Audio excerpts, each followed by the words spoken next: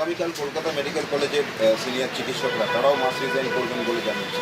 একদম, আমি তো বলছি আরজিকর মেডিকেল কলেজের সিনিয়র ফ্যাকাল্টিরা আজকে যে সিদ্ধান্ত নিলেন, আরজিকর মেডিকেল কলেজের সিনিয়র ফ্যাকাল্টিরা যেভাবে প্রথম দিন থেকে আমাদের 9 তারিখ থেকে, আমি বলছি 9 তারিখ থেকে, যে কলেজে কারুর কোনো ডেমোক্রেটিক কোনো অধিকার ছিল না, ডেমোক্রেটিক লাইসেন্স ছিল না এই কলেজে কোনো ছাত্র শিক্ষকের, সেই জায়গায় দাঁড়িয়ে প্রত্যেকটি সময় ইচ অ্যান্ড এভরি টাইম ওনারা যেভাবে আমাদের পাশে দাঁড়িয়েছেন, সাথে দাঁড়িয়েছেন, সেই জায়গাটাকে দাঁড়িয়ে আজকে আবার সেই জায়গা থেকে দাঁড়িয়ে ওনারা মাস রেজিগনেশনের কথা বললেন। আমার মনে হয় এই জন্য আরজিকরের সিনিয়র ফ্যাকাল্টিদের আমাদের প্রণাম জানানো উচিত। আজকে প্রায় 60 ঘন্টা অতিক্রান্ত,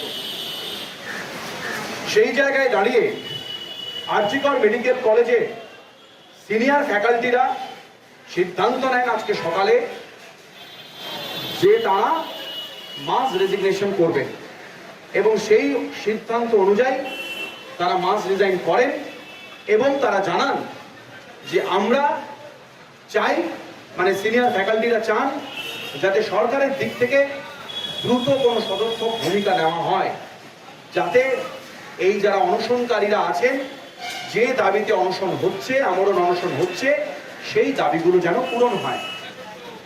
এবং আমরা যদি দেখি যে থ্রেড কালচারের কথা আমরা বলেছি, সেই থ্রেড কালচারের বিরুদ্ধে, সেই থ্রেড কালচারের এগেনস্টে আরজিকর মেডিকেল কলেজ দাঁড়িয়েছিল, প্রতিবাদ জানিয়েছিল এবং এনকোয়ারি কমিটি তৈরি করে 59 জনের নাম প্রকাশ করা হয়েছিল এবং তারপর কলেজ কাউন্সিল কমিটিতে তার মধ্যে থেকে 10 জনকে কলেজ থেকে বহিষ্কার করা হয়েছে। এবং সেই কাজে আমাদের principal sir doctor Manas Kumar Bandyopadhyay সর্বতভাবে সাহায্য করেছেন এবং আমাদের মাথার উপরে একজন অভিভাবকের মতো থেকেছেন। আমরা দেখেছি আরজিকর মেডিকেল কলেজে 9ই আগস্টের পর থেকে যে যে ঘটনাগুলো ঘটে গিয়েছিল এবং 14ই আগস্ট রাত্রিবেলা যে বর্বরতার শিকার হয়েছিল আরজিকর মেডিকেল কলেজ, তারপরেও যে তৎকালীন যিনি প্রিন্সিপাল ছিলেন, বদলি হয়ে এসেছিলেন, তিনি কিন্তু কোনো ভূমিকা নেননি।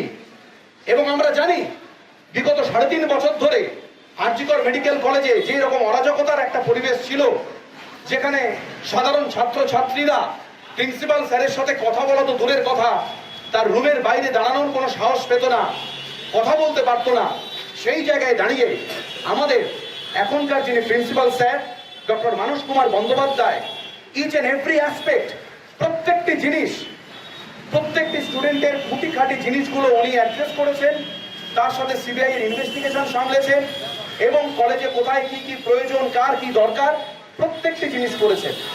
আজকে দাঁড়িয়ে যখন আরজিকর মেডিকেল কলেজের সিনিয়র ফ্যাকাল্টিরা মাস রিজাইন করলেন, ঠিক সেই মুহূর্তে আমাদের প্রিন্সিপাল স্যারকে নবান্নতে ডেকে পাঠানো হয়েছে।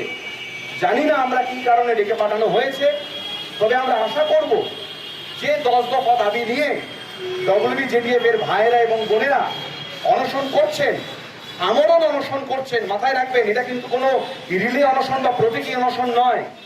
ওইখানে যে 7 জন বসে আছেন তারা কিন্তু আমরণ অনশন করছেন।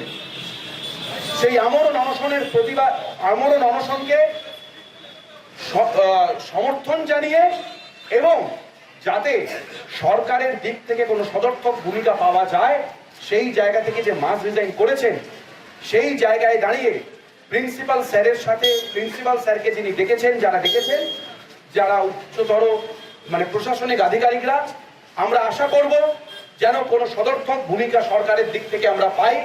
যে দাবিগুলো আমরা করেছি সেই দাবিগুলো যেন মেনে নেওয়া হয়, যে ন্যায্য দাবিগুলো আমরা করেছি।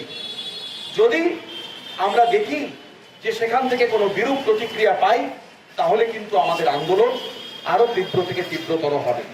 আমাদের ভিডিও ভালো লাগলে লাইক এবং শেয়ার করুন। কমেন্ট সেকশনে গিয়ে জানান আপনাদের মতামত। আরও ভিডিও পেতে আমাদের চ্যানেল সাবস্ক্রাইব করুন এবং প্রতি মুহূর্তে খবরের আপডেট পেতে প্রেস করুন বেল আইকন।